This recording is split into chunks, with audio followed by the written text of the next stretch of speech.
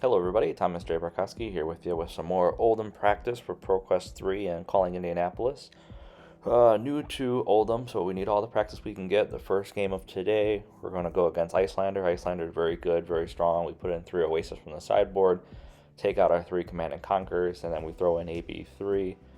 And my whole game plan here is to be really aggressive. It's an aggressive Oldhim build.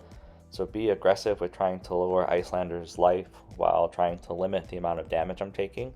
Because if you get to late game, there's 2 or 3 Frost Hex up, and they hit you with something crazy like that new Aether Icebane card for 5, and they can moon you for 3, and they're creating a Frostbite, and you have 2 or 3 Frost Hexes, and you don't have the resource to get rid of those Frostbites, and all of a sudden you're taking an additional 6 damage, so you're taking up to 5 damage from that Aether Ice Vein, then you have to pay or discard 2, and then you're taking the 3 damage from the Waning Moon, and then you have the Frostbite from the Frost Hexes that can give you, 2-3 damage per Frostbite depending on the Frost Hexes, so it can get pretty crazy pretty fast.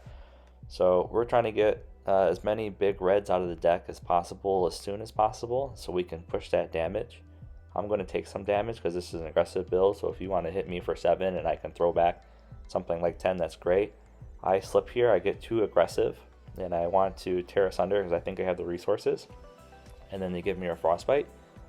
And now I cannot pay for Sledge, so I try to use my big brain here to get rid of the Frostbite, paying the resource to use my Crown of Seeds, and I get another blue, but I forget that they have Channel Lake out, so my Sledge would cost 5, so I just have to pass. So instead of swinging for 6 there, I swung for 0, giving them a free turn. Which is a complete misplay, and that's just me being too aggressive with Iyslander and not respecting her hero ability and her ability to just create Frostbites like no other and to apply that consistent pressure that way. So next turn they just pass it over, they don't do much, and then we hit them with the Endless Winter. We're here for quite a little bit of time. This is 4 times speed, but that's okay.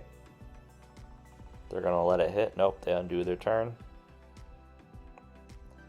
I'm taking a look to see how many reds I got in my graveyard there. They're going to moon me, and we're going to block that out.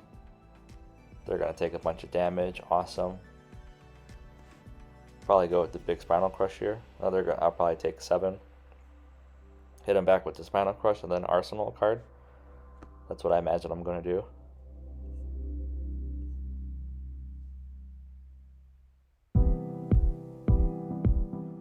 Okay, I make them put that crown there.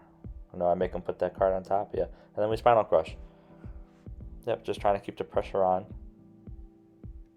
They get out their first Frost Hex. 1 Frost Hex isn't scary. 2 Frost Hex is scary. 3 Frost Hexes is it gets super ugly super fast. You can even be at like 16 life. And they hit you with an Ace or Ice Rain for 5. You block 3 of it with AB. 2 of it hits, and then you have to pay 2 resources or discard, and then they can do something like an Ice Eternal to give you 3-4 Frostbites, and you might have the resources to pay for 1, and then all of a sudden you're taking 3 damage from each Frostbite because of 3 Frost Hexes. Like, it gets really out of hand really fast, so you have to really push the tempo with Iyslander, or at least I try. Maybe I should slow down, but then the more control I give them, the more she does whatever she wants to do, and I die anyway. Maybe that's just a philosophy thing. I don't know. You can tell me below.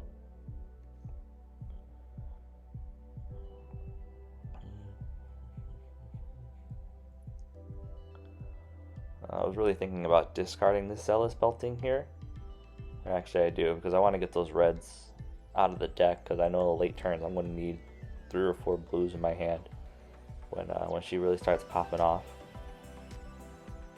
To get that Amulet of Ice out, which actually is going to be pretty good later on. You'll see in a couple minutes. I'm feeling really good right now, even though they got that second Frost Hex out. They're at 14 life, so I'm going to take a bunch of damage to Endless Winter back at them, fused. They have a bunch of those Ace or Ice Veins in their graveyard because they can block with them. So at this point in time, I do feel really good about the tempo, about the match. They still have 30 cards on their deck, so there's, she still has a lot of weapons. She got the Frost, or that Ice Amulet out, and those 2 Frost Hexes.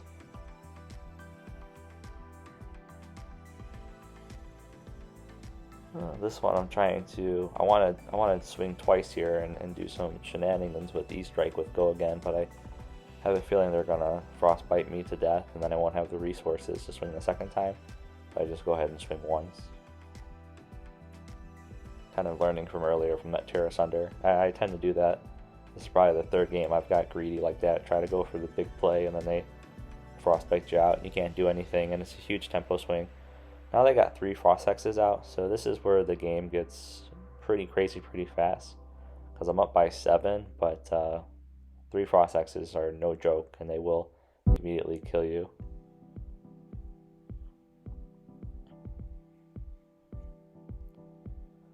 Alright, so I'm going to take 6 here to crack back with that Spinal Crush coming in for 9, which is lethal.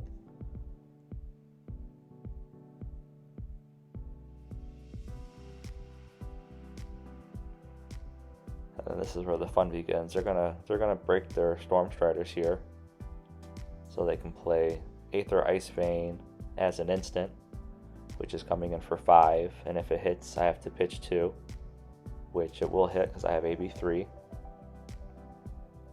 So I have to take 2 damage there, and then I pitch 2 cards. So I have no floating resources, no cards in hand.